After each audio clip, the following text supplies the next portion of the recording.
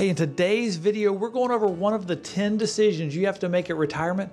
It comes from our new book. Today's video is about the when to retire decision. When should you retire? So my name is Mel Stubbs. I'm a financial planner with Christy Capital Management. So stick around for this video.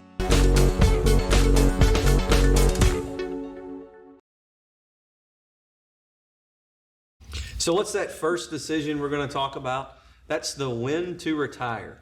And so, Joe, there's some technical things that we have to kind of go through when we talk about retirement as it relates to age and years.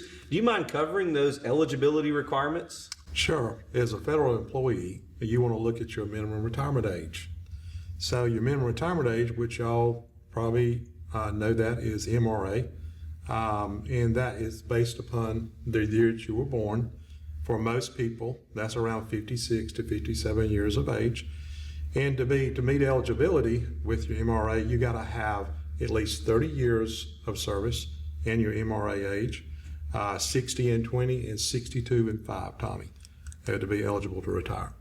Well, thank you, Joe. Now that we've got the kind of age and MRA thing settled, there's some other things that we need to look at, and there's some steps. First, we want to kind of look at the assets. How much money do you currently have saved in your thrift savings plan, other retirement accounts, maybe in the bank? And so looking at assets is the first step. The second is income. How much money will you be receiving through your pensions and Social Security? Are there any other income streams that are coming in?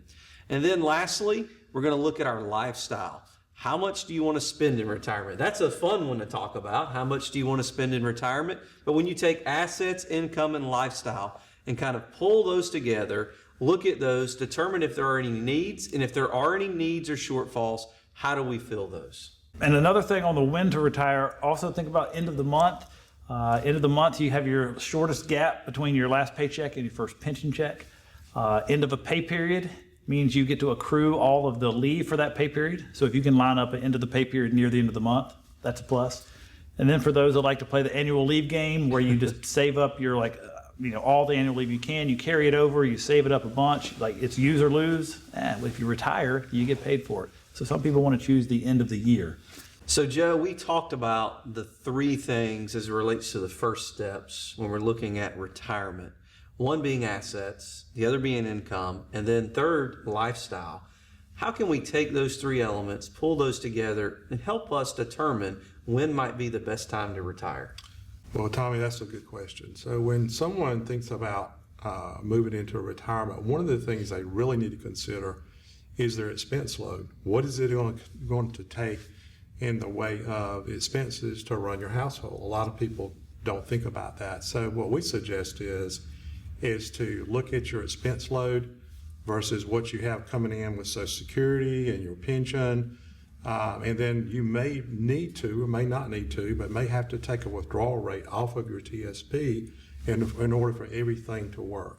Does that make sense? It does, Joe. And I think one of the things you touched on there that's really key is looking at those expenses, and you go about doing that using a budget, right? Yeah. And so making sure you have a written budget, everything's in place, and then having someone who will help you with that and help you with the accountability of having that budget.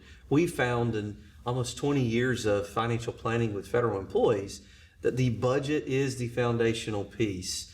And I think you touched on that first because you know that, right? Exactly. So, yeah, working with federal employees for 10 plus years, this is the basis of retirement planning, is understanding what it's going to take to run your household. Because if you don't understand that piece, then you can't connect that with what's coming in.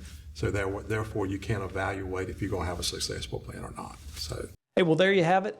I hope that discussion on that decision was helpful. It comes from our new book going over the 10 decisions you have to make at retirement. It's available on Amazon. There should be a little QR code here. Make sure if you want to go more in detail, you want to reach out and get it, make sure you do so. If you need individualized help, you want to talk to us, feel free to do so. Right up here, there's going to be another video that's important to your planning, so make sure you check it out.